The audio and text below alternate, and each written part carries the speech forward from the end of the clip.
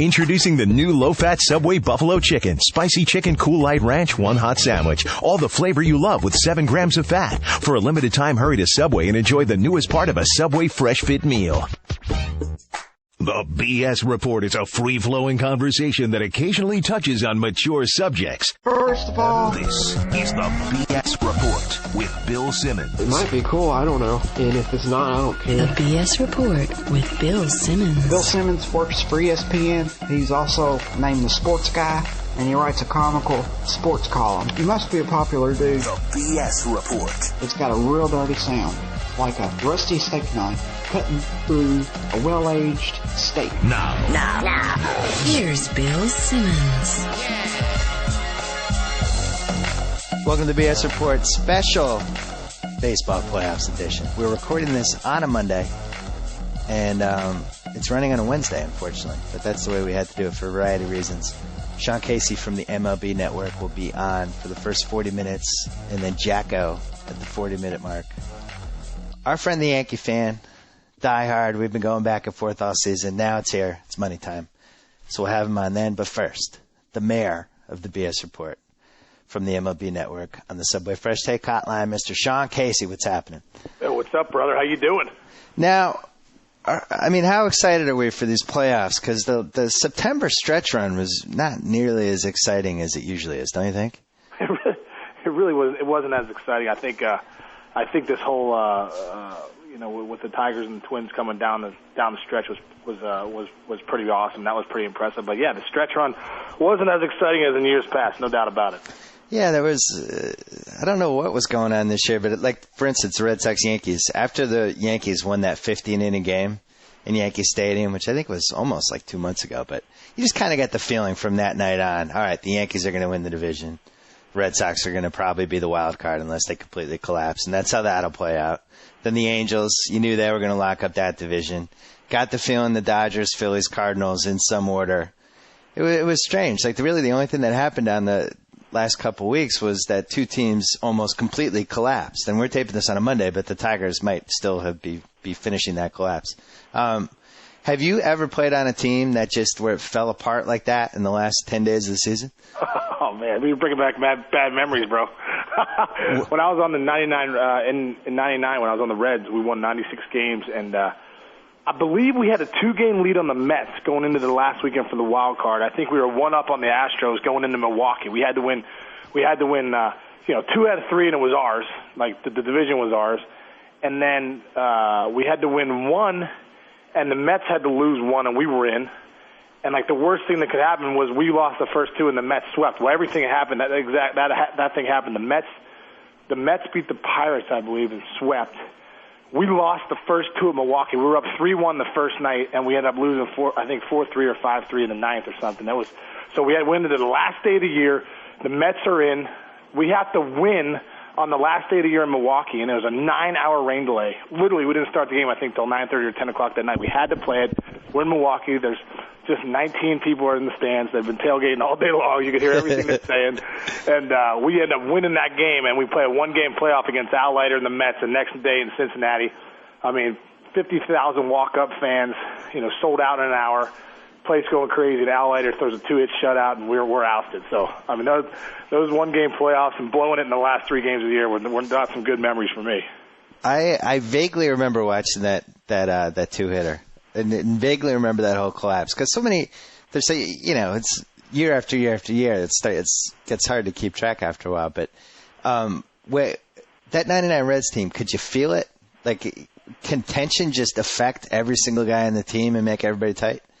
Oh, well, you know what? I don't know. It was such an humble year for us because we weren't even supposed to do anything, and here we were, Mike Cameron's in center field, Ron Ballone's having an unbelievable year, Pete Harnish, Denny Nagel, Steve Perry. We just, put it all together.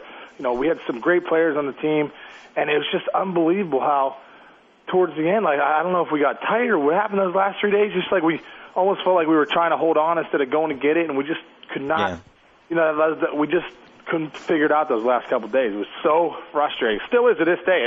When I see Al Leiter in the studio, I still want to beat him up. You should charge him. Charge him around on him once. Oh, I'm good. I believe one of these nights you're going to see me come out of into the studio, close on Al Leiter. They're going to have to go to break.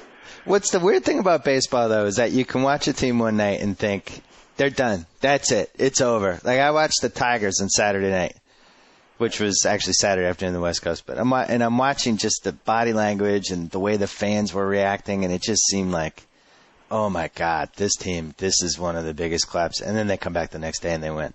Like, you just never know. Day to day.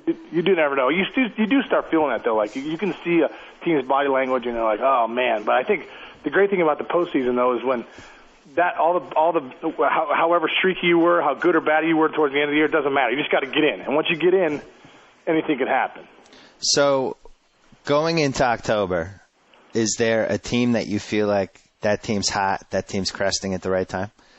Well, I think I look at the Angels. I think it's going to be interesting to see if they can get past Boston in the first round. They keep getting matched up with Boston. And I remember being on Boston last year, and Jed Lowry gets that big hit, and they win it. We win it again in 4, and the year before, and the year before that. So, I'd like to see. I think the Angels are going to have a little different say this year with that lineup they have out there, and Lackey at the top of that rotation. I think Kazmir's pitched pretty well for them as far as having him in the 3-hole. So, I like the Angels, in that first round against Boston, like to come out and play some good baseballs. I don't know if they're necessarily going to beat Boston because, having to face Lester and Beck at the top of that rotation is going to be a pretty tall task again. But I don't know. I think the Yankees, man, they look like a good club this year. It looks like, they're really going to do some stuff. And also, you go back to the National League when you look at Carpenter and Wainwright at the top of that rotation. It's going to be an interesting playoff. You look at all these teams; they all have great top of the rotation. 2 pretty legit starters at the top of the rotation. So you don't think that there is a consensus kick-ass team this year? I don't think so. I don't think so. I mean, you could say the Yankees, hey, they've had such a great regular season. They've done all the things they've done, but I still think they're a very beatable team. I think I don't think there's one team that really stands out. And the Phillies don't stand out. The Rockies, I think it's going to be whoever, I think pitches the best. Obviously that's pretty obvious, but whoever comes out and can get those starters, especially in a 5-game series in that first round, get those guys going. I think those are the teams that just take off.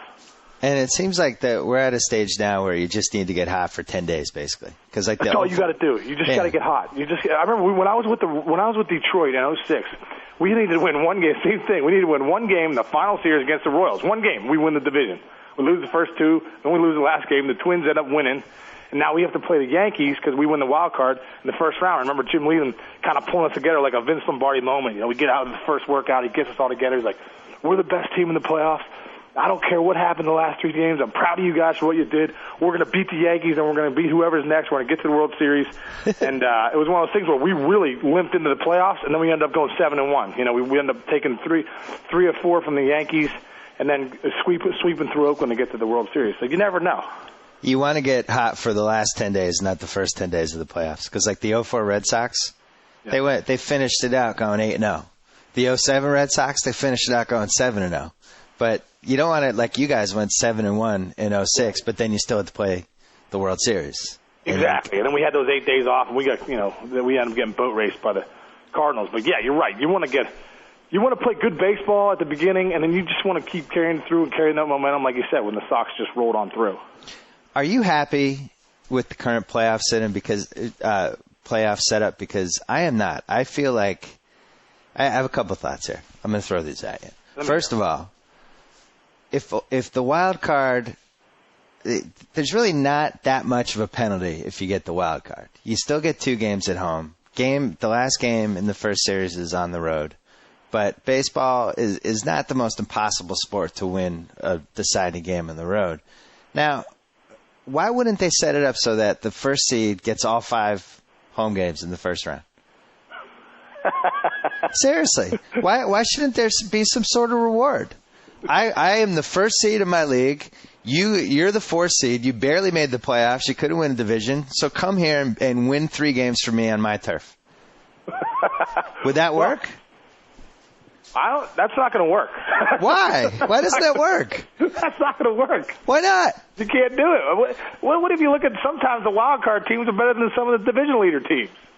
Just because they won a division that in a bad division, the wild card should get penalized? I think you can't do it. You can't do it. Well, but we need something that makes these September games matter if all the playoff spots are basically set. The Red Sox had nothing to play for basically from mid-August on other than to make sure they didn't completely collapse. That was really their only goal. Didn't really matter, the last 3 weeks of the season. Didn't really matter what happened. They were in the playoffs. Yeah, they were in. Well, what about this? Okay, so the number one seed and the wild card, if there's more than a 10-win differential between the two teams, then it's 4 home games and 1 home game for the wild card. If it goes to 15 or more, all 5 for the 1 seed. Too complicated? No, I still don't like it. Come on. I still don't like it. All right, what about this? Hey, 3 games to 2. What about this? It's still good. So we seed it by the 4 teams, but we do it by win total. So the 3 division winners and the wild card make it. Okay. But if the wild card is the second most wins, they're the 2 seed. I don't mind that. I don't mind that. I really don't. All right. Now, what about the Gammons? You're 1 for 3 in my book. I'm 1 for 3. Okay. Now, here's the Gammons idea. All right. We add a fifth playoff team, a wild card team. The 2 wild card teams do a best 2 out of 3 series before the DSs. The winner of those wild card series goes on and they play the number 1 seed. But at the very least, the wild card teams are now not allowed to set their rotations and do all the things they need to do to compete in round 1. It's a little bit of a hindrance. So they don't have their big guns going in the first round kind of thing? Yeah, like it's a little bit of a penalty. You couldn't win your division. Here's your slight, tiny penalty. You cannot set your rotations. You actually have to pitch your number 1 starter before the series starts. I can see that. That's not necessarily that bad of an idea. And you add another wild card team, and then you try and have them play off to get in. That's not. You're right. That takes away a little bit of. It makes it a lot tougher road to win it. All right, last one. So we have 10 playoff teams. We add a second wild card. We do the best of 5s. The number 1 seed sits out, gets a bye for round 1. Then round 2, we go to basically what's the DS format now or whatever, and it goes from there. No, too many. Too many teams. Too many teams? Yeah, I think. Oh, actually, that wouldn't work. I screwed up the math on that one. You'd have 9 then, right? I guess the two wildcard teams would then play a best 3 of 5. I screwed that up. Forget that one. Scratch that one. Let's throw that one out the window. Scratch that one. A lot of alcohol abuse in college killed my brain cells. There was some sort of idea that worked there, but I can't remember where the 1 seed got the bye all the way through. So you're happy with this playoff setup that basically there's no urgency whatsoever other than to make the playoffs?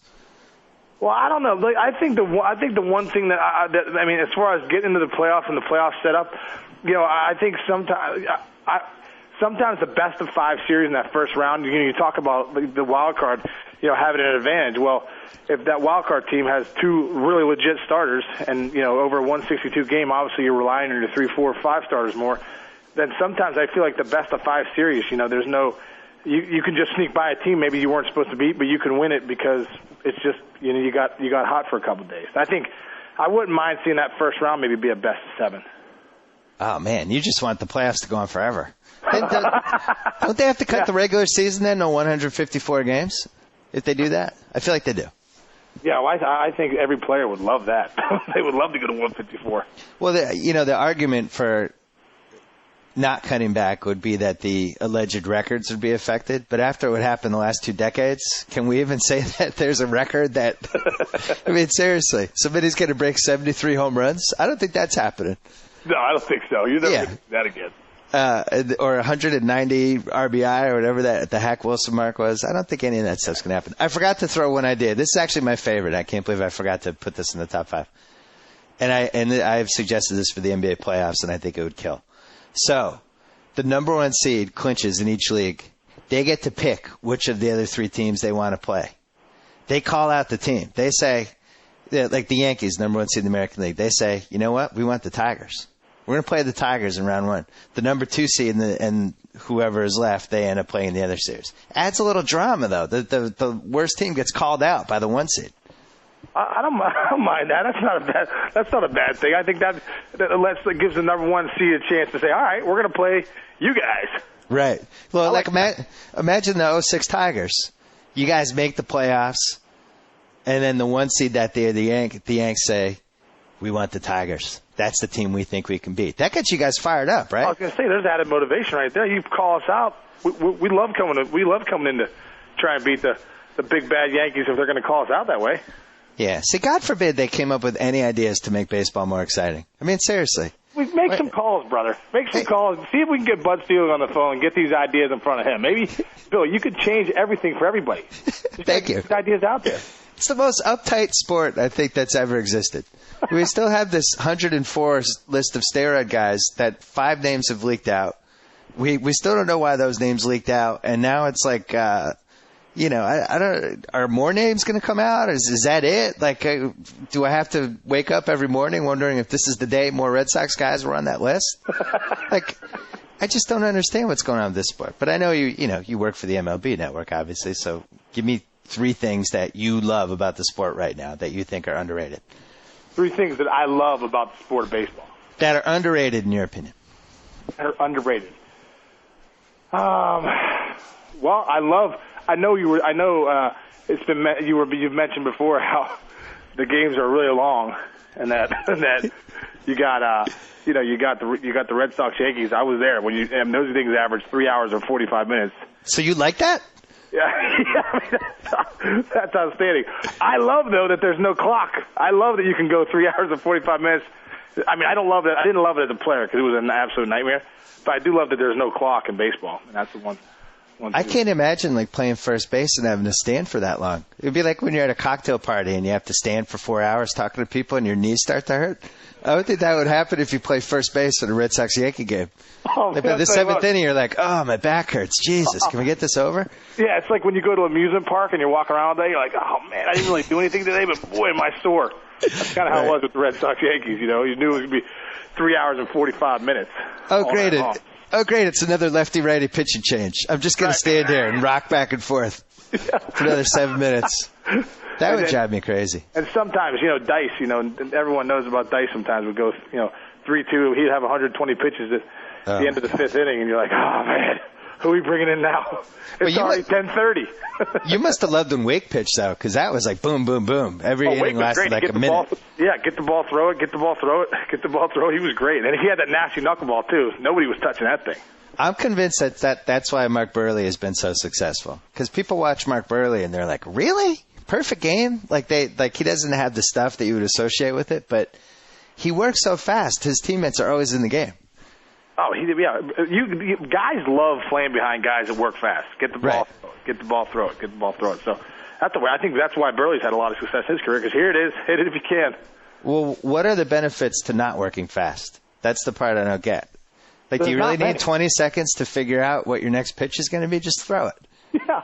Well, I think that's a deal. Guys would just walk around the mound, and sometimes we face Steve Traxel in New York. I'm like, oh, come on, Trax, get on the mound. You know what I mean? What are they thinking about? Are they walking around going, man, I wonder if a slider would be a good selection for my next pitch? Yeah, or maybe a split finger here. I'm not sure. I wonder what the batter is looking forward to. Well, umpires are trying. The umpires have done a better job of trying to get that, cleaned up a little bit, get guys on the mound. You're in the National League, or you might not have even been in baseball yet, but the Red Sox used to have this guy named Jeff Gray, who was a reliever. And I'm not kidding. He was a minute per pitch. He'd get the ball, and it wasn't like he was walking around looking at things and thinking. Like, he would just stand there on the rubber, like just staring at the catcher. And people would be like going into comas in the crowd. Like, people would just be like, what is happening? 45-minute top of the 7th inning. But I can't. It's my all-time pet peeve. And that's why I love Wakefield, and I hope he keeps pitching until he's 60, because you can always count on the Wakefield games to go 2.5 hours or less, and that's it. You can, and you can bet that Wake throwing that knuckleball can pitch as long as he wants to. as long as his wife Stacy will let him, really, because he could probably pitch 10, 12 more years. Wait, you got to give me 2 more things that are underrated about the game that you love. 2 more things that are underrated. What comes to your mind? Oh, you deflected the question. I would say that. I would say that the athleticism is making a slow comeback now that the guys aren't bulking up and just trying to hit homers every time.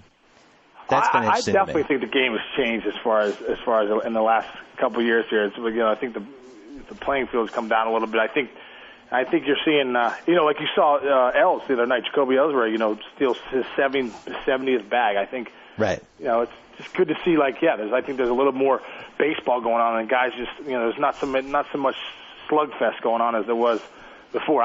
The thing I love about baseball is there's so many games within the game. Like when you watch a game, like when a guy gets a hit, all of a sudden the new game's base running. That guy that's on base. There's so many things you can watch about baseball.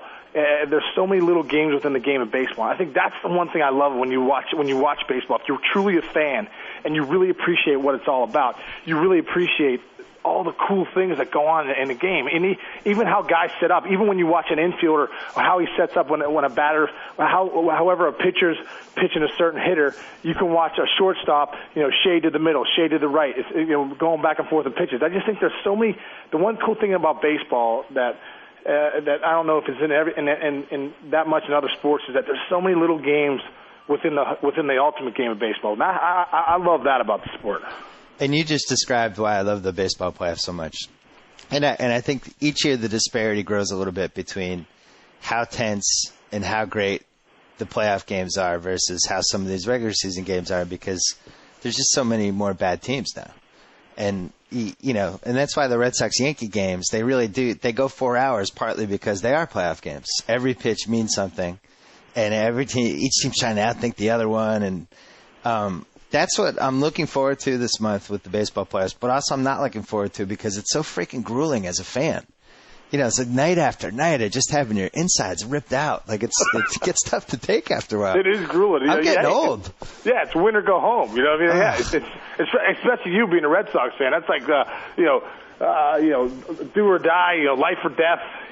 In right. Boston. So it's everything, and but it is so exciting, though, man. Like when you come playoff time, the greatest thing is you get some of those day games going too. You come home, come home from school or whatever, when you sit down and you watch a day playoff game, and it's just the playoffs it's just the heightened level of people just loving being at the park, and so many people talking about it every day at work and things like that. It's just, I don't know. When I was going on the road to the World Series in '06, that was my first time in the postseason. I had never experienced anything like it. It was just playing in the Yankee Stadium that first round and feeling the energy that they had, and going back to Detroit and feeling the energy in that stadium, in the city, everywhere you went. If you go get a sandwich for lunch, everyone's so excited. It's just the postseason brings so many great feelings throughout the community and in whatever city you're in.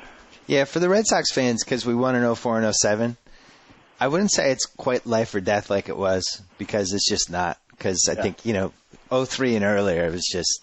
Every year you had that noose hanging over us that we just wanted to go away. I think that the thing that stayed the same is we just don't want to lose to the Yankees. I mean, that's that worst case scenario of a Yankees playoff series loss is still as bad as anything that happened pre-04. And I think we saw it last year with Tampa. Lost to Tampa. Man, that stunk. 3 hits in Game 7. But at the same time, it wasn't. I wasn't like walking around like a zombie for the next 5 days. Whereas if that had happened to the Yankees, I would have been so freaking mad for so long. And that's, I really hope that it can be Yankees Red Sox again, just so we can get that kind of emotion, because the hatred is there. No, it is. I think the Yankees Red Sox bring it during the regular season, but also in the postseason. Man, what an elevated. Totally. So elevated against those guys. There's no other rival like that. No other rival. And what's helped is that Girardi, I think, because when Torre was the manager, we used to. I'm going to use we with the Red Sox. I hope you don't mind. We used to just throw at Jeter constantly. It was like a sport to see who could hit Jeter on the wrist next. And Torre, taking the classy approach, never really responded. Now I think the Yankees are much more feisty, and I think that could be a part of a Red Sox-Yankees series in the post-Torre era that wasn't a part of the pre-Torre era, which is some feistiness and some bad blood that we haven't seen before. Oh, I think so too. I think so too. I think I just feel like you look at this team now, the Yankees. I think one of the big reasons they've been so successful this year is that I really feel they got a personality. There's so many times you just feel like those guys, you know, you hear people over and over say, man, it just feels like such a business atmosphere over there. Well, now you see, like, you know, the Nick Swisher, and you see, you know, A.J. Burnett and CeCe, and they just got some, I feel like they got such personality over there now. It kind of brought it out in everybody. Johnny Damon looks like he's back with the Red Sox again, you know, with that, you know, having fun. He's joking around and laughing so much. So I think that brought a big, I think you're exactly right, but that they have a different edge about him this year. You know, Teixeira, what he's doing, they almost have that kind of like a little bit of grittiness that you hadn't seen in past years. Yeah, it seems CeCe was huge. Swisher was huge. I think Jabba, like when you just watch them from day to day, it seems like those are the three guys in the dugout who always have guys around them, and they just seem happy and like they're setting the mood for the team.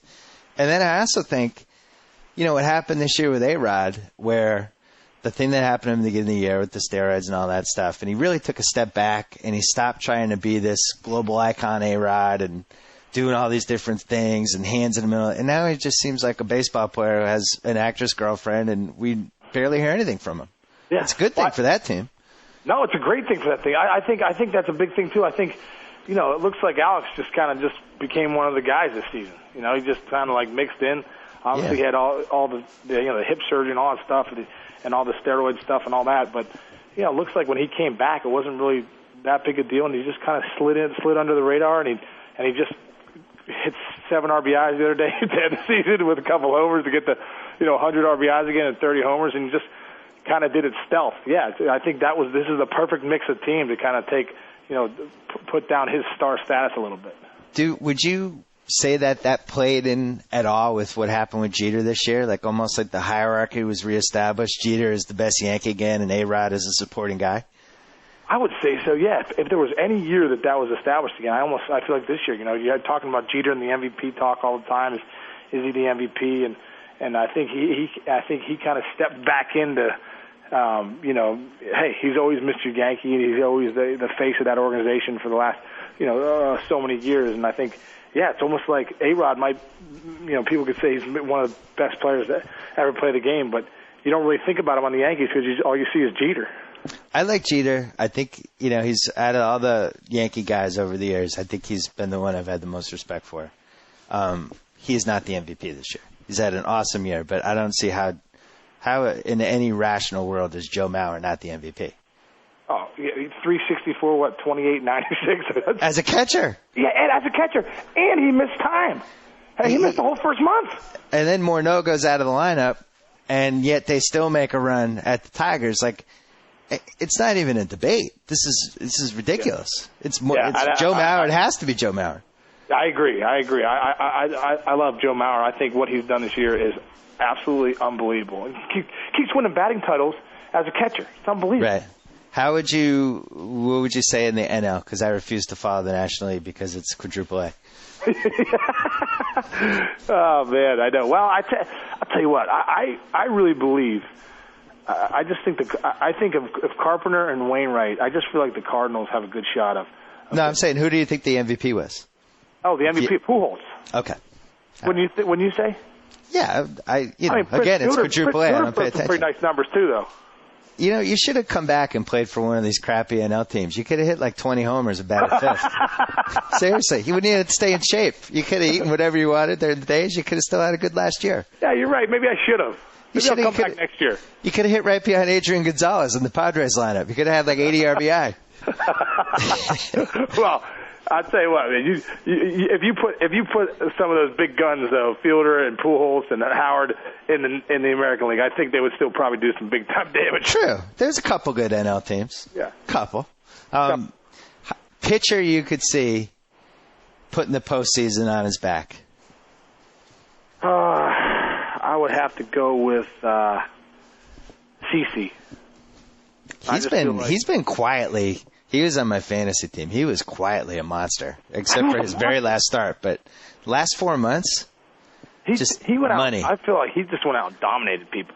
Yeah, he's got that. And you think about putting somebody on their back. I mean, I think he might be able to do it. How big he is, he can probably throw a couple guys on his back and run around the track a little bit. So I think he's the guy, man. If he could get over some of struggling in the postseason and come out and dominate from game one, I think he could carry that team. Now he's never really had any playoff success whatsoever. That's a good sign for Red Sox fans. That's what I'm saying. I just feel like he is that legit, though, that if he can get over the fact that, he's struggled in the playoffs before and go out and have a dominant start, I just feel like, man, he'll be a tough guy to beat. I would pick Verlander if he hadn't thrown so many innings this year. So I'm looking at it right now. He's thrown 240. Like, that's a guy who could get hot for 3 weeks and just nobody would be able to hit. But he'd have to start at least 5 more times. That puts him at that would be 35, 40 more innings. Now you're in the high 270s. I don't know. That's a lot of innings. I've seen it firsthand. I mean, Verlander can flat out shut people down when he goes that, nice and easy. Wham! There's 100 for you. There's a nasty curveball, changeup. Verlander has that kind of stuff to just flat out shut people down. The interesting guy is Lester because he's only at 203, and he does have that ability to just get hot. And obviously, same for Beckett. He's done it before. And I'm trying to think. Is there anybody else? Johnny Lester is one of those guys. I don't feel like he's talked about enough as one of the better pitchers in baseball. I mean, this guy has got dominant stuff. I mean, he's got great cutter, sinker. I mean, he's got all great pitches. He's a big dude. He wants the ball when he goes out there every fifth day. I just feel like sometimes he kind of gets not overlooked, but when you talk about the best players and pitchers in the game, sometimes I think Lester gets not mentioned enough. If Dice shows up for this playoffs, are the Red Sox, in your opinion, a better bet than the Yankees? I still think the Red Sox are going to win it. Really?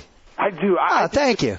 Yeah, I do. I think the Red Sox are going to win it. I just feel like their rotation, you're right. If Dice K can come back and be Dice K, and because he can go out and shut you down one night. I mean, he'll just throw all. He has 28 pitches, and he'll throw them all, and he'll somehow dominate somebody. But I just feel like their rotation. I feel like their back end of their bullpen's legit. Obviously Pap closing it out, but I just feel like that lineup, gets hot, and then come game one, and they're throwing some thunder at you every night. Do we have 2 setup guys that you trust? Yeah, well, I think Billy Wagner's legit. I agree. I think Wags is legit out there. I know Manny's, Del Carmen has struggled a little bit in the last, few weeks here. Same for Ramon Ramirez. I just don't trust. Yeah, his stats have been terrible, but I think Bard is the guy. I was just going to say Daniel Bard throws 108. Yeah, the problem is he had that damaging Yankee series a few weeks back when he got touched up in 2 of the games, and his confidence was just soaring at that point. That was, it was a legitimate debate at the time. Wow, could this guy be our closer next year? Do we trade Papelbon? And then the Yankees kind of crashed him back to earth a little bit. Yeah. And unfortunately, if the Red Sox win the playoffs, he's going to have to come through. And I don't know if I trust him. Yeah, I think with that kind of stuff, geez, he's got such electric stuff that, he can flat out just come in and shut you down. So, favorite playoff? Oh, I'm sorry. Favorite playoff bullpen? Well, you might have to go with the Dodgers have a pretty legit bullpen out there with Sherrill coming over in that trade. Brock at the back end. They've been the best bullpen out there all year long. So they're pretty impressive. And you're going to put the Phillies last? I'm guessing. Wait, what do you think about Jabba maybe going to the bullpen? It's interesting. I've watched him both ways, and it feels different when he's coming out of the bullpen. Yeah, I agree. I just feel I don't know what it is. He lets it rip out of the bullpen a little bit. Yeah. I've been watching the Dodgers just because they're on late. I'm on the West Coast, and they're on later, and Vin Scully does the games, and it's just a different experience when it's Vin Scully. It's almost like relaxing. You can read a book and play with your kids. Vin Scully's on in the background. It's like putting on classical music. But Manny was this elephant in the room with the Dodgers ever since he came back from the suspension. And all the diehard Dodger fans, I know a couple of them, just terrified of what he was going to do in the playoffs in a bad way, because they just felt like he was this albatross. You can't move him down the lineup. Friday night was probably his worst game of the year. And then Saturday, all of a sudden, so I watched that whole game. Goes to right field first time. Goes to right field second time. And that's usually the sign with Manny when he's getting going, is he starts going opposite field, right center. And he was hitting line drives. And now I'm thinking, hot damn, Manny could just get hot for this entire playoffs. Oh, and carry the Dodgers. Because they've been waiting for it for 3 months and it hasn't happened. But I'm telling you, this was the sign on Saturday night when he starts going opposite field. Yeah, you're right. He lets that ball travel real good, rocks to the right, kind of sets up his swing to pull. Yeah, it's something. When he has bad habits, he's usually trying to jack everything in the left field, but when he's kind of getting into the zone, there's this patience that you can just see. He's just waiting on it, and he takes it wherever it goes. And if he gets going, I think that's the team that comes out of the NL. Yeah, well, you look at that lineup too. Kemp is so legit, obviously, and Ethier has been big all year long. Casey Blake, they got some baseball players over there too that are gamers that Joe Torre loves. That's why you gotta love them. But man, I don't know, man. The Cardinals are good. I just feel like Carpenter and Wainwright have just dominant stuff, and I think like they've faced the Dodgers over in the last 30 innings. They've only given up 5 runs. So you're going. Sounds like you're leaning toward Red Sox Cardinals. Yeah, I mean that's what I'm thinking. I'm thinking it's gonna be Red Sox Cardinals, but. I'm going to say this. I'm very concerned for the Angels-Red Sox series because everybody is now just penciling in the Red Sox against the Angels. Oh, yeah, they always beat the Angels, and that's it. They just move on to the next thought. And at some point, the Angels are just going to win 3 games out of 5 against the Red Sox. This isn't going to go on for the rest of our lives, right? No, I mean, at some point they will. But you know what? I know that those, Terry Francona and all the fellas in the Boston Red Sox clubhouse are not taking those guys lightly. They know how good that team is, and what obviously they got Kendrick Morales has such a big year, and Hunter and Abreu. They obviously they're a different ball club than last year, but the Red Sox know they got their hands full in this 5-game series against the Angels. So they're not going to take them lightly. It does seem that the Angels can be pitched to.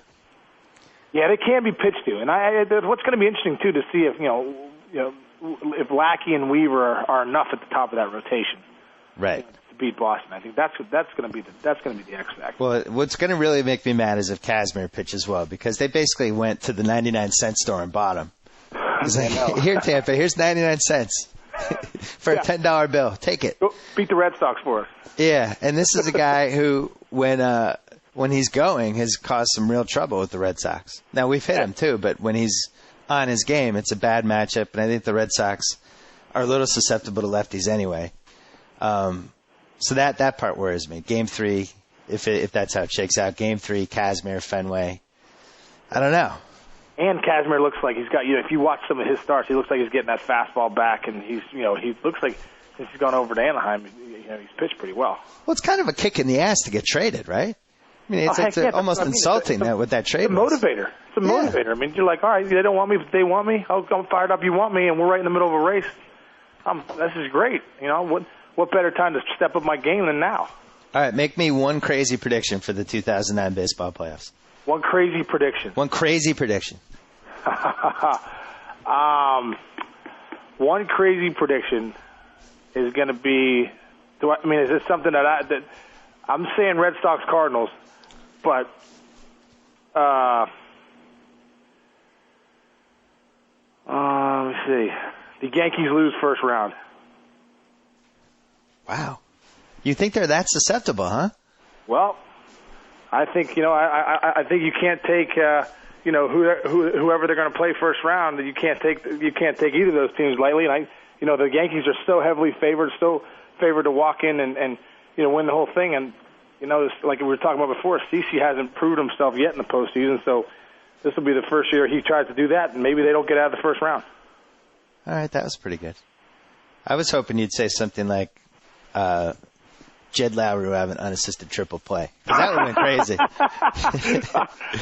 Yeah, I was trying to think of something creative. I couldn't think of Jed Lowry. I like that.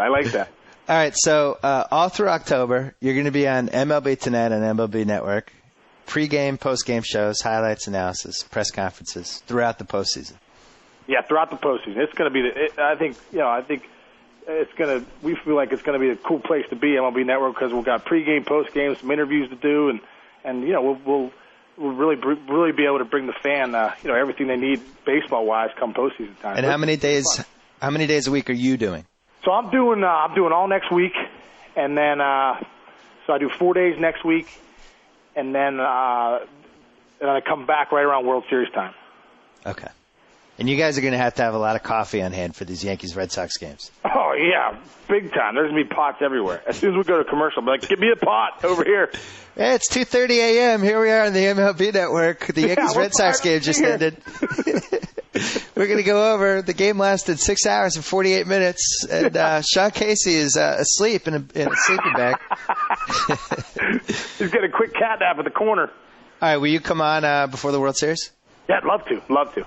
Well, you have to because you're the mayor of the BS Report. Oh, man, I love the BS Report. I love being the mayor of the BS Report. I'm definitely coming on. All right, Sean Casey, thanks for being the Subway Fresh Take Hotline. All right, thanks, Bill. And now, the phone call that you've been waiting for. America's been waiting for. The world's been waiting for. The pre-playoffs call with JackO. Complex Litigation, this is John. Oh, Johnny! Well, there you are. Postseason edition. I just had Sean Casey on, who you're following. The mayor. BS Report. And his crazy prediction for the playoffs was the Yankees going down in round one. Really? Well, it's not beyond the realm of possibility. Of course, he's a former Red Sox, so I take that with a humongous grain of salt. Yeah, you probably should. We're taping this on a Monday. Yeah. And unfortunately, we're running this on a Wednesday, so you will not know who your first-round opponent is. I'm guessing you're not worried either way. No, I hope that game Tuesday night goes about 27 innings. That would be ideal. The longer, the better, and wear out that pitching staff, and everybody gets drained. Let's hope so. The other part of me worries about the Twins and like a team with destiny type deal when you're down 3 games with 4 to play, and then you roll into the playoffs. You're playing with house money, and those teams are dangerous. Destiny's darlings. That makes me a little nervous. And Ron Gardner going, when Justin Morneau died, a part of me died too. But now you're the one. Exactly. Yeah, if he was healthy and it was him and Mauer, I'd be really nervous because every time, I know the Yankees were 7-0 against them this year, but every time they played, I was like, oh my God, those two guys are deadly. He's definitely, there's no possible way he can come back, right? I certainly hope not. Yeah. No offense to Justin Morneau, but I certainly hope there's no way he can come back for the postseason. So, Joe Meade had the excellent suggestion that we should record this podcast 2 ways. Absolutely. Alternate endings. This is good. We'll have a deleted scene of whoever loses. So let's go. Yankees, Twins. How are you feeling about this series? Well, what worries me there is that the Yankees have beaten them 7 out of 7 this season. Yeah. Just the law of averages says that they're due to win sometime. You would hate to have them win in the postseason. Plus, I'm deadly afraid of we're the team of destiny when you get on a roll like that. Sometimes there's no stopping those teams. That makes me very nervous. On the other hand, I'm very excited to have the possibility of facing Carl Pavano. Yeah, I forgot about that. Even though he shut the Yankees down when he pitched against them this season, they eventually won the game, but he pitched brilliantly. They're not paying him. That contract's over. They're not paying him to play for the Twins, right? Thank that contract's God, no. long over. They're done. But what amazed me was he pitched on 3 days rest on Sunday. I know. He couldn't pitch on 400 days rest for the Yankees, but he could pitch on 3 days rest for the Twins. It's freaking outrageous. I'm telling you, if I was a baseball GM, I would go after all the guys who have failed in New York and Boston. Because it seems like 50% of those times, those guys just go somewhere else and they're fine. Yeah, they've made all their money, so they're really not playing for anything. You just go be loose out there, no pressure. No pressure, and they're just happy to be on a team where there's not 100 reporters in the clubhouse and all that stuff, and it's like a good thing. They're not getting mocked on the back page of some tabloid, be it the Boston Herald or the New York Post or the New York Daily News. Yeah, they're happy about that, absolutely. Good call. The Twins have 2 things, actually 3 things. The Mauer, obviously, the 2009 AL MVP. Jeter can go to hell. The Metrodome's always a little weird. Yeah, just a little weird to go in there. It's the weird sight lines. It just feels strange. Remember the 91 World Series when they would have like that decibel meter and it would be like it was louder than the sound of a 747 engine or something? Yeah. I'd hate to see that come up on TBS in a playoff series. Yeah, that wouldn't be good. And then the number 3, obviously, Joe Nathan. Right. A good closer. A closer that if you're down 4-3 in the 9th inning, you're not scoring on. They have a couple of scrappy guys, too. Like, the thought of, just put up 4 fingers and walk Mauer every time he's up is appealing, and that's probably what they would do. But they got some scrappy guys like Kadire and some other guys that you're like, they'll come through. Plus, they have, don't they have Orlando Cabrera on the team now? OC, yeah. Oh God, that makes me nervous. He lives to play for the against the Yankees. Still 2004 karma there. That bothers me a lot now. For opposing managers, who brings you more comedy, Jim Leland or Ron Gardenhire? Well, Ron Gardenhire is kind of nondescript, and the Yankees have owned the Twins in recent history. but Ron legitimately, Gardenhire, wait a second. I beg to differ with the Ron Gardenhire thing. you don't think he's nondescript? This is a guy who I once wrote looks like he should be sitting in the dugout with a wife beater on, scratching out a Powerball ticket. Don't you say I the wouldn't same call him things about Brad nondescript. Childress? There must be something about being a manager or coach in Minnesota. Brad Childress is like, with that Ron Gardenhire analogy, he's the Ron Gardenhire's black sheep brother in that analogy. Really? Yeah, he's the brother that Ron Gardenhire is ashamed of, even as he's scratching the Powerball tickets with his wife beater on. So, yeah. I love Leland, and it's always great when your team plays Leland because he just has cigarettes on his mind constantly, and he's either sneaking back from the dugout or sneaking out. Yeah, I mean, I would love to have Leland manage my team. He's off there smoking a butt, and he looks just like he's just a baseball lifer. He's gaunt. He's got that mustache, the cigarettes. I mean, he swears like a sailor. There's no question. Oh, totally. He's naked a lot too. He's constantly naked in the locker room, just walking around with his walking around naked with a cigarette butt dangling from his lips, just cursing a blue streak. Do you think smoking in the dugout should have been grandfather claused in for anybody who was in baseball before 1970 or something? Absolutely. He should openly smoke cigarettes. You can openly chew tobacco. What's the difference, really? Because I'm reading this book about the stand-up comedy scene in the late 70s. Mm-hmm. It's actually really good. You'd like it. It's called I'm Dying Up Here. But one of the things was about Richard Lewis the first time he was on The Tonight Show. He ended up getting bumped, or his routine got cut a little bit short because George Papard and Johnny Carson were smoking cigarettes and talking about what kind of cancer they might get or something on the show, which made me think, remember the days when on talk shows, the host and the guest had cigarettes? Yeah, they would have, Carson used to have an ashtray, on the desk with him, I think. Unbelievable. Yeah, it's a different time. How about when you could smoke on planes? Yeah, that wasn't... There was a Mad Men episode, the first one of the season when they flew to Baltimore. Or I think it was Baltimore. They were on a plane, and there was open cigarette smoking. Yeah, Midnight Run, which only came out 20 years ago, has some public smoking that is kind of jarring now when you watch it. Yeah, that's a good point. Yeah, it's weird now to think about that. Yeah, but you can't even smoke outside your house now. No, in your own house or in your own backyard, the police come and arrest you. I think helicopters come overhead. Yeah. Now, how do you feel about the Red Sox Angels? Well, the Red Sox own the Angels, and until the Angels prove differently, I'm never going to believe in them. I'm just never going to believe in them. I think the Red Sox have their number. Now, again, as I mentioned earlier, the law of averages, you think it would have to catch up with them at some point, and they would come through. But I just don't think they're going to do it. The Red Sox always, as much as I will root against them with every fiber of my being, they're going to beat the Angels. I'm worried about a couple things. One is that everybody thinks we're going to beat the Angels because we always do. That's never a good approach because every season's different. Right. And I'm not making light of this at all. The Nick Adenhart thing. Yeah, they got a little destiny on their side, too. Yeah, there's something when stuff like that happens and the team has that common thread that's, we're going to do this for whoever. It just seems like that's an added something for October baseball. Yesterday evening, I was watching some Baseball Tonight. It was yesterday evening or yesterday afternoon. I was watching a Baseball Tonight special edition and they had this montage of great scenes from during the season, and they had all the celebrations when teams clinched. And when all the Angels went out to the outfield to the Nick Adenhart Memorial there, got a little dusty. Got a little misty in my house. I'm not going to lie to you. That was freaking oh my God. If that doesn't give you chills, then you should stop watching sports, or you're not human. I'm not sure which. They did a nice job the whole season of keeping his memory going in a whole different variety of ways. And it was obvious that they really, it wasn't one of those things where the guy died and they're after the fact oh yeah, the guy's dead. Right. It was they obviously really liked him.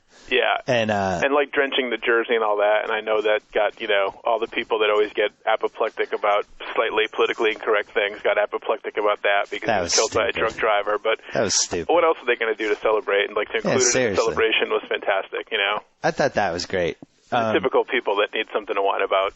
Right on cue, whined about it. So what worries me, talking objectively about this series, is the Angels are not the kind of team with that extra thing going that are just going to say, let's quit. We're down 2-0. Yeah. Screw it. It really seems like they have some common resolve because of what happened to him. And I think they're going to be a tough out.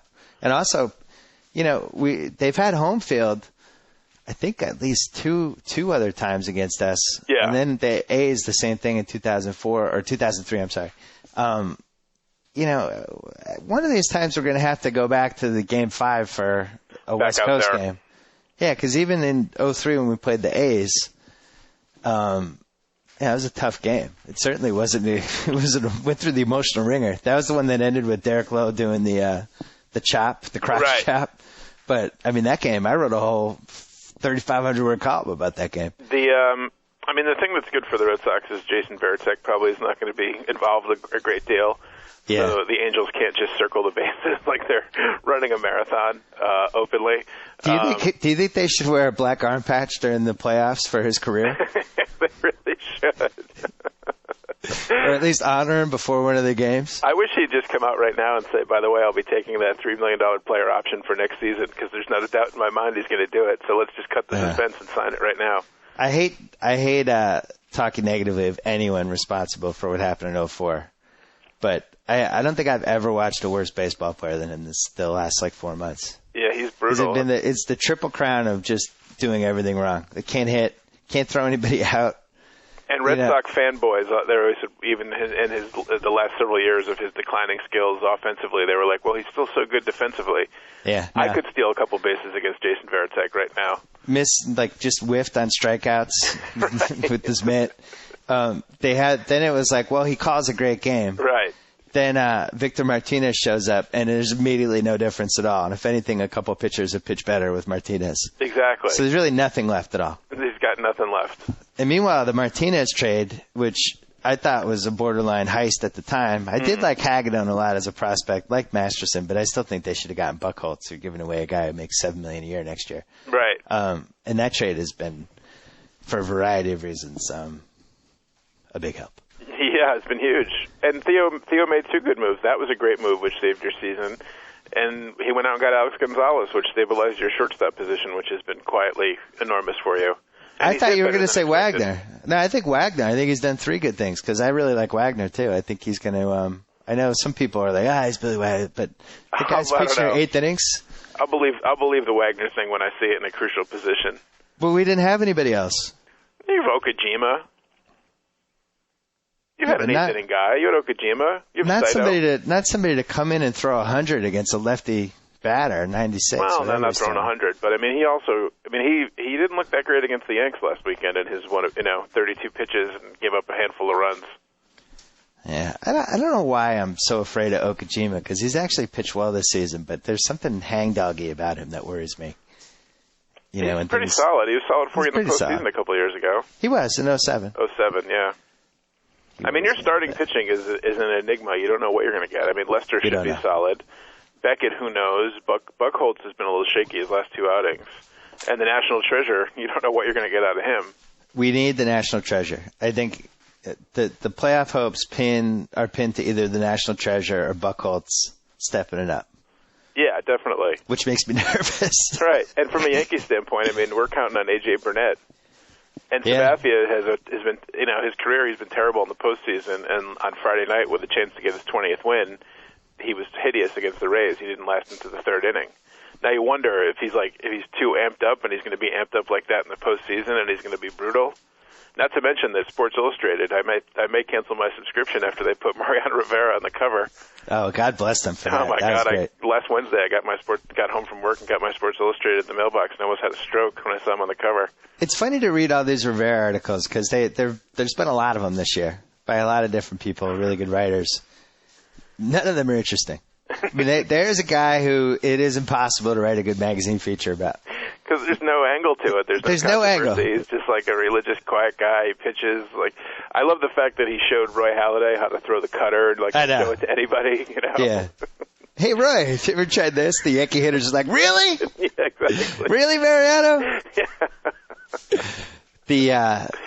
I thought that Sports Illustrated one was interesting that he didn't intentionally try to develop a cutter. He was just playing catch one day and he couldn't throw the ball straight. That was the best one I've read, and even that one Tom Verducci is my favorite writer that they have, and even about midway through that one I started skimming because it's he's a religious guy who learned how to throw a cutter, and he's been awesome. And the amazing. The Yankee brain trust, of course, worked on him for weeks to try and fix him so he wouldn't throw the ball that way anymore. Right. Well done, fellas. Touched by God. Exactly. God gave him that gift. I will say that it is amazing that he is older than me and still doing this, because I have trouble getting out of bed. And he's like the guy's pretty much, knock on wood, been rock solid with only one pitch. That was the article thing, one man, one pitch. I mean, that's pretty unbelievable. It's never really been explained why people just don't swing, ever. And to forswear the 400 emails you're going to get of people talking about how I lambasted him in April. Yeah. That was in April, and it was a moment of anger. Let's just move on. I'm not here to talk about the past. Hey, you're talking to a guy who, after the 15-inning loss, wrote off this season the next 7. The thing you have to understand is, if you're a passionate person, the baseball season is really not meant for you. The 162 games. Exactly. No, it's not. It's I am a high and low type guy, and when they lost that 15-inning game, I was so mad, and it ruined my whole night. I was on a date with my wife, and it made me just so angry, and it really affected the rest of the season for me. I had trouble watching the games. Yeah, that had to be a tough one. It was a tough one for me to watch, and the Yankees won. That's why I vehemently, with everything I have, do not want a Yankees-Red Sox ALCS. Yeah. I don't think I can take it. I really don't.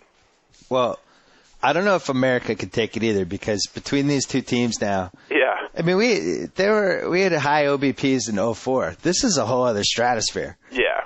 This is going to be, when you talk about pitch counts, every at-bat is 7 pitches with both lineups. I just think this could. Sean Casey's doing these before and after postseason shows on MLB Network. I was saying, like, you better have coffee. Right. You better have coffee pots brewing at about 12:30 a.m. At least for you, you're out on the West Coast, so the games, it's a little bit different. You're not up till 12:30 in the morning every night. You're up till 9:30, and then you can still go on with your life. I have to get up the next day to go to work. It's a freaking horror show. You know what I was thinking? So let's say Red Sox, Yankees, ALCS, and these games are all going to go 5 hours. Do we really need just 2 announcers? Like, couldn't they shuttle more announcers in? Like, give McCarver like a 2-inning breather? Like when Gaddafi gave the speech at the United Nations that went on so long that his original translator allegedly collapsed or something, and they had to bring in another translator from the UN bullpen to keep going. Like Joe Buck would say, "All right, it's 10:30 here in the East Coast. It's the 4th inning. Tim McCarver went outside to stretch his legs and get some food. Let's bring in Sean Casey." Like, they need to do that. Nobody could listen to Buck and McCarver for 5.5 hours a night. No, God, no. No. Or anybody. No, I don't know. People couldn't listen to us for 5.5 hours. You can't have the same 2 announcers. No, you got to mix it up a little bit. There's only so much you can say. Same analysis over and over again. Bring in a new perspective. Well, maybe they'll have a 3-man booth. At least in a 3-man booth, there's 3 people talking, which is more interesting than 2 if you're sitting there for 5.5 hours. I'm against 3-man booths normally, but I don't know, Johnny. My insides, I don't know if it turned 40 this last month. I don't know if my insides are prepared for this. You can't, you're not ready. Baseball postseason is a tough one. It's just, there's no clock, and games can go forever, and just you live and die on every pitch, especially Yankees, Red Sox. There's just so much on the line. God, they have to lose to the Angels. Please, just let them lose to the Angels. Anyone in the National League you're afraid of? No, the Cardinals would make you a little nervous just because of Pujols, but nobody else really, no. The Phillies their bullpen is an atrocity, and their starting pitching's not that great. The Dodgers have, limped to the finish. The Rockies I know nothing about. I know they have Troy Tulowitzki. I literally couldn't tell you anything else about them. What about Clint Barnes? Sure, whatever. I don't know. You know who's on the Rockies? I was watching them this weekend because I was watching the Dodgers-Rockies series. Everybody was going crazy out here about the Dodgers possibly collapsing. They have Jose Contreras on their team. Do they really? Yeah. They dragged him out for some 8th inning at bat, and it was like they had to use a wheelbarrow to get him to the mound. He's 1,000 years old. I actually remember that now. I remember, and they have Giambi on the Rockies too. Oh, yeah. I forget the Giambino. The National League, where American League stars go to die. Jose Contreras, wasn't he 1-5 or 0-5 with the White Sox, or maybe it was even worse than that? He had an abysmal record with maybe his ERA was 5, and he was 0-8. You know who plays right field for the Rockies? No. Hal McRae. Come on. No, seriously, he's 58 years old. He's the right fielder. I was thinking of Hal McRae. Really, it's good to see him back in the game. Griffey really, what was he thinking going back to Seattle? He could have gone 6 more years in the NL. Well, like there's still time. He should go to the Padres. He could hit 800 homers for the Padres. He'd bat fifth. He'd hit 220 and have 29 homers a year. Yeah, maybe he'll sign with them in the off season. Plenty of time for that. I just have I would pick Red Sox Dodgers at gunpoint, but it would be if it was Red Sox Cardinals, which Sean Casey predicted. And having all those old Red Sox guys or people who have... last time we talked about this, I didn't even remember that John Smoltz is a member of the Cardinals, too. 2 old friends, Julio Lugo and John Smoltz in that game. Oh, yeah. And we went against them in 04. Yeah. Maybe we can go the same route like 04. You can beat the Angels and then beat the Yankees and then beat the Cardinals. Matt Holliday, our 2010 left fielder, he's on that team. You think you're going to sign him and not Jason Bay? I don't know if we're bringing back J.B. Smoove. Holliday, isn't he represented by Boris, though, and they have a bad relationship with Boris now because of the Teixeira thing? I don't know who represents Jason Bay. I don't either. It's probably some random Canadian guy. Canadian It's good for the organization beside Jason Bay, yeah? He represents Jason Bay and 2 of the Mighty Ducks. So there's 3 clients. Now, I don't know if they're going to bring back... I had a reader say that Jason Bay needs a nickname. And suggested J.B. Smoove, which is the guy who plays Leon on Curb Your Enthusiasm. Oh, really? Yeah. Kind of like that, the J.B. Smoove for Jason Bay. There you go. Could be good. Yeah, that'll work. You want to talk about Francesa lashing out at me? I know. It was upsetting on Friday. I was like, Rodney King, can't we all just get along? It was like if your dad had attacked me. It's exactly right. That's sort of what it felt like. I read about it on a website, but I couldn't link to the YouTube link that it went to where he initially lashed out at you, so I kind of missed that part. But then he's very upset. I was driving, and then I saw your Twitter responses. Yeah. And you played the Parcells card, which is like, a dagger for... He's having fun with it. Well, it's tough to be called a fraud by somebody who did a food commercial with Bill Parcells. We were supposed to be covering him. No, I don't want to throw him under the bus. I love him. The guy's been our guy for 20 years. That's why this hurts so much. Now I'm doing him. I like Francesa. I like him. I like Itch. But here's the issue. He needs to get back together with Dog. Yeah, it'll help them both out. They need each other. Absolutely. And I think Mike's gotten a lot more crusty since Dog left. Yeah, definitely. Dog, I'm not even sure if he's in the United States anymore. Does he still have a show? The last I heard of him was when he was firing people on the air and talking about how awful his own created station was. So I haven't heard about him since then. I don't know what's going on with him. I mean, can't they just get back together? Yes, they really should. Can't America just vote and say, hey, let's get these guys back together? Who can be like Remember there was a thing where like Frank Sinatra brought back Dean Martin and Jerry Lewis together at some Jerry Lewis telethon?